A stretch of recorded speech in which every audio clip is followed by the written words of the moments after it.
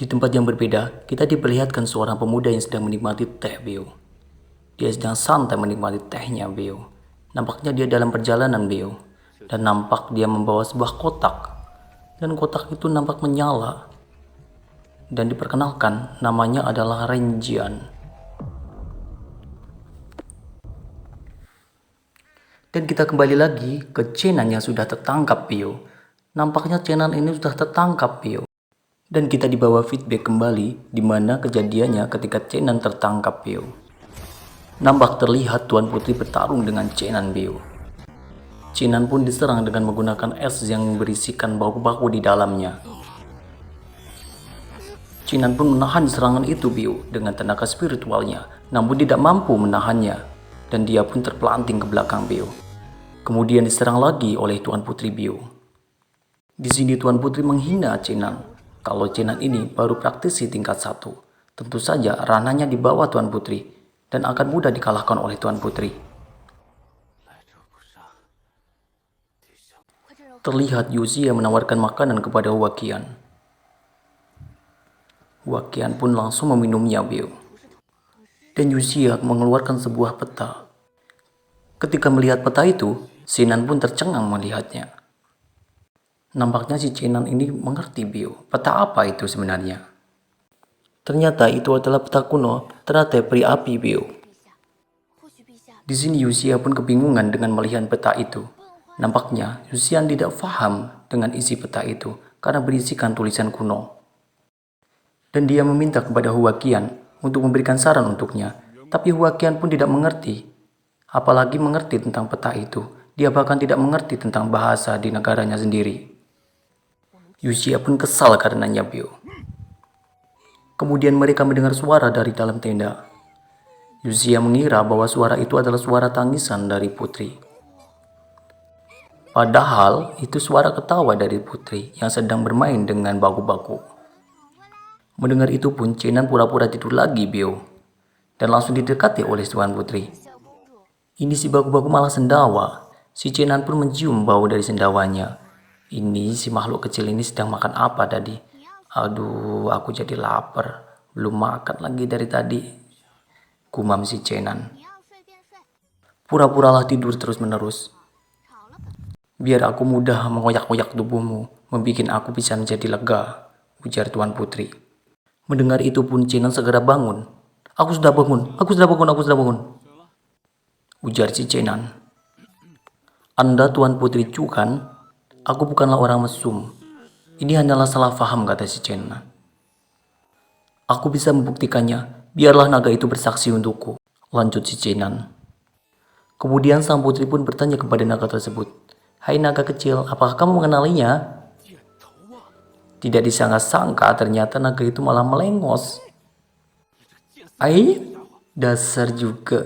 Kamu tidak tahu balas budi, kata si Chenan. Mendengar itu pun putri menjadi marah. Kemudian dia membawa pisau dan dilemparkan ke arah Chenan. Untung saja, Beo, pisau itu tidak mengenai Chenan.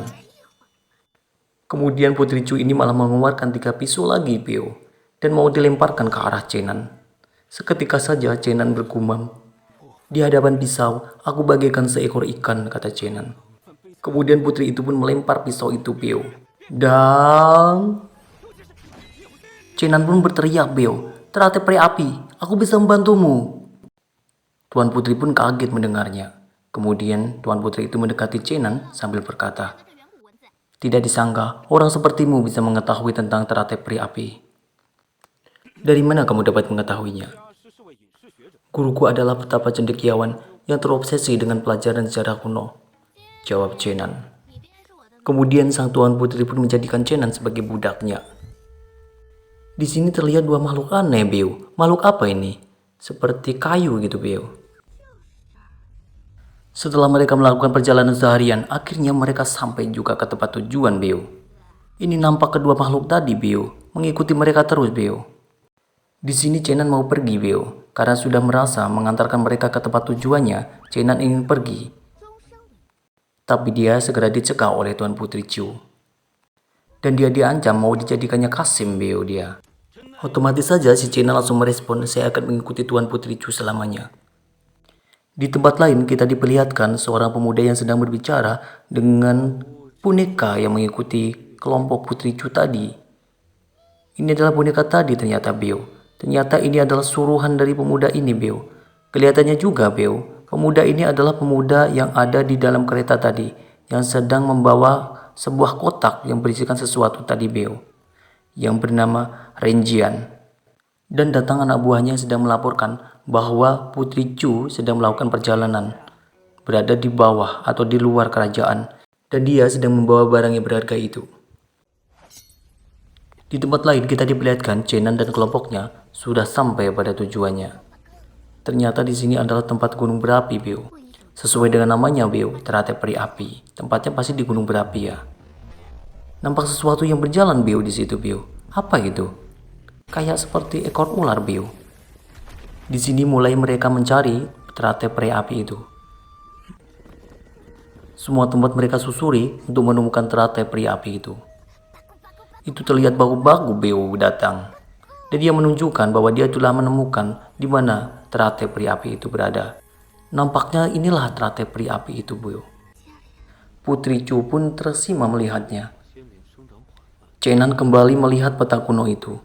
Kenapa teratai peri api itu besar sekali? Nampak ada yang salah di sini. Gumam Chenan. Kemudian Chenan pun menghampiri Putri Chu, ikut turun untuk menghampirinya, dan ingin mengatakan bahwa teratai ini ada yang salah, karena teratai ini tidak seharusnya sebesar ini. Ada kemungkinan teratai ini menghisap energi dari makhluk lain. Ketika sambil ngobrol, dan si Chenan menunjuk teratai itu, tidak sengaja si Chenan malah menjatuhkan teratai itu. Mudah sekali Beo teratai itu tercabut. Dan ketika teratai itu tercabut, tiba-tiba saja muncul makhluk yang sangat besar, yaitu ular yang sangat besar menghampiri mereka berdua. Sontak saja mereka kaget setengah mati melihatnya. Dan ular itu langsung menyerang mereka Beo. Untung saja Putri Chu Yu sikap untuk mendorong Chenan. Dan mereka bisa selamat Beo dari terjangan ular itu. Kemudian si Huaqian segera menarik mereka berdua. Dan si Yuxia segera menyerang ular tersebut dengan kekuatan esnya. Tapi sayang, kekuatan esnya itu tidak berguna sedikit pun Beo. Chenan di sini bersembunyi Beo. Dia cuma melihati dan menonton mereka bertiga dikejar-kejar oleh ular itu. Kemudian Yuxia mengeluarkan kekuatan esnya dan menyerang ular itu. Ular itu sih nampak kesakitan Beo mendapatkan serangan itu. Tapi sayangnya itu pun masih belum efektif Beo. Bahkan si Huaqian pun ikut terlempar Beo karena diserang ular itu. Yuxia pun akhirnya terkapar Beo bersama Huaqian. Mereka nampak kesakitan Beo. Huaqian pun berteriak, "Zuezia, kamu gak apa-apa?" Huaqian pun menyerang ular itu. Tapi kembali lagi Huaqian itu dilempar oleh ular itu. Nampak ular itu semakin marah Beo. Ingin segera memakan Huaqian kayaknya ini. Datanglah dari atas Putri Chu untuk menyerang ular itu. Nampaknya serangannya cukup efektif Beo untuk melukai ular itu. Ular itu ditusuk dengan pedangnya. Dan ular itu nampak kesakitan Beo. Dan Putri Chu mengeluarkan kekuatan spiritualnya berwarna kuning. Kemudian menyerang ular itu. Dan mengenai ular itu. Terlihat Huaqian pun membantu Putri Chu untuk menyerang ular tersebut. Dan Putri Chu pun berhasil menusukkan pedangnya ke dalam tubuh ular tersebut. Ular itu pun merasa kesakitan ditusuk oleh pedang putri itu. Dan ular itu kembali marah dan menyerang Putri Chu. Dan membuat Putri Chu terlempar. Tapi Huaqian menolongnya dengan menangkapnya. Ini terlihat Chenan dan Paku-Paku hanya menonton saja Beo. Nampaknya si Paku-Paku ini bertanya kepada Chenan, "Kenapa kamu tidak membantu mereka?" Jawab Chenan, "Aku aja tidak mampu menyerang mereka, apalagi membantu mereka." Terlihat Huaqian menggunakan kekuatannya, kekuatan buminya, yang diberinya nama ledakan darah tanpa nama.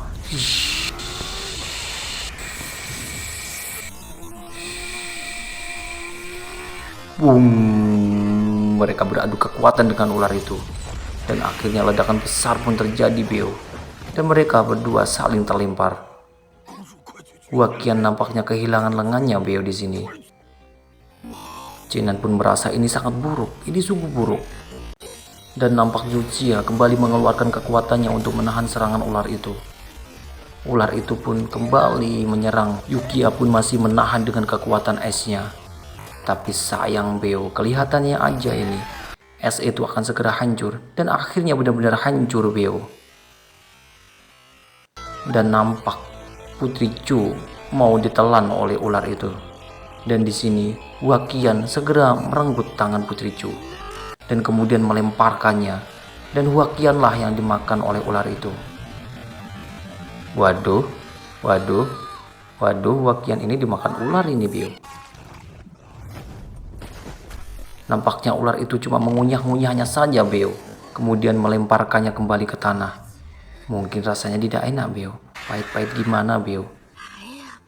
Makanya ular itu tidak doyan makannya. Di sini Putri Chu marah dan segera mengambil kotak yang selalu dibawanya. Kotak itu dilemparkannya ke atas. Nampak di sini Yujiya melarang untuk menggunakannya. Apa sebenarnya yang ada di dalam kotak itu Beo? Di sini Putri Chu menggigit tangannya, kemudian melemparkan darahnya ke dalam kotak itu. Dan seketika saja kotak itu menjadi bercahaya Beo, dan keluar sebuah busur Beo. Di sini busur ini diberi nama busur Houyi. Ini dijelaskan Beo bahwa ini adalah senjata ilahi katanya. Chenan pun tercengang melihatnya Beo. Setelah 10 tahun, tidak menyangka aku bisa melihatnya lagi. Putri Chu pun menggunakan busur itu untuk memanah ular yang ada di depannya tadi Beo. Segera saja, energi spiritual berwarna kuning keapi-apian keluar dari busur dan anak panah itu. Kemudian, dia melesatkan anak panah itu, tapi sayang tidak mengenainya Beo. Tapi di sini Chenan menjelaskan, jangan khawatir. Dan ular itu segera menghampiri Putri Chu dan ingin memakannya. Dan Putri Chu feedback ke masalah bahwa senjata ilahi itu hanya digunakan oleh kultivasi yang tingkat kelima. Sedangkan kultivasi Putri Chu hanya mencapai tingkat 2. Itu tidaklah mungkin bisa dan pasti akan menerima serangan balik dari panah itu.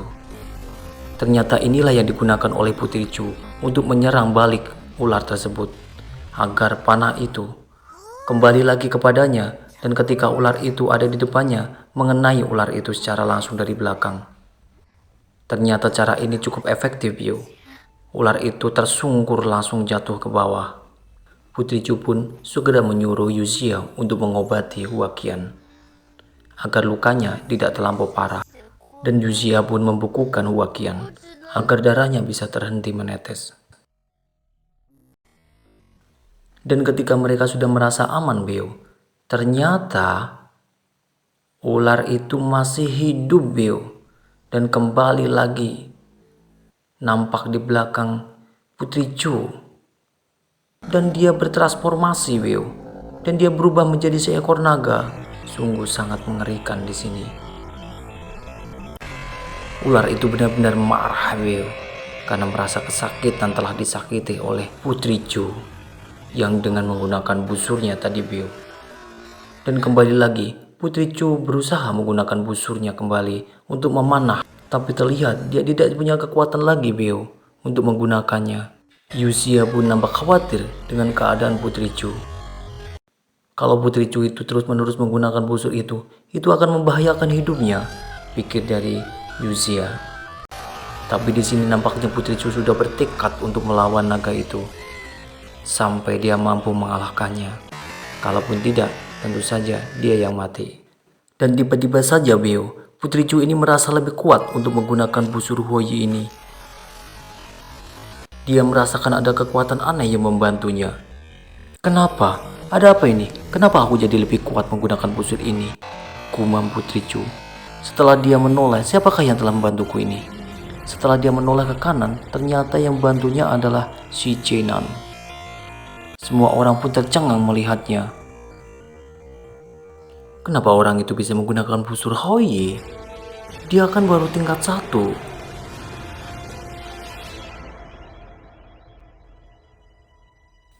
Tolong dibantu untuk like dan subscribe-nya ya Bio. Semoga dimudahkan segala urusan kalian. Terima kasih.